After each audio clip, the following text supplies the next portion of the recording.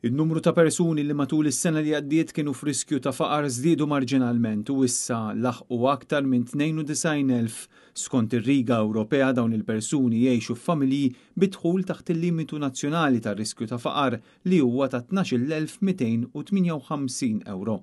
Dan ifisser li r-rata ta' riskju ta' faqar fl-2024 kienet ta' 16.8% tal-popolazzjoni, żieda ta' 0.2 punti perċentwali meta mqabbel mas-sena 2023.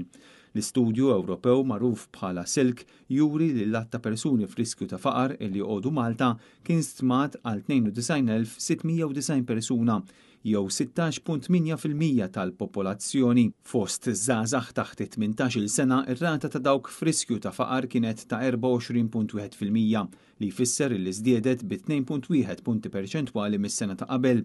Bl-istess mod meta mqabbel mas-silk tal-2023, ir-rata għal dawk li għandhom 65 sena jew aktar żdiedet b'0.7 punti perċentwali għal 29.7%. Skont dan l-istudju Ewropew, in-nies taħt il-limitu tar-riskju ta' faqar ma kienx ugwali madwar il-Gżejjer Maltin, bid-distrett ta' Tramuntana jkollu l-akbar sem ta' nies f'riskju ta' faqar u wara jiġi Għawdex.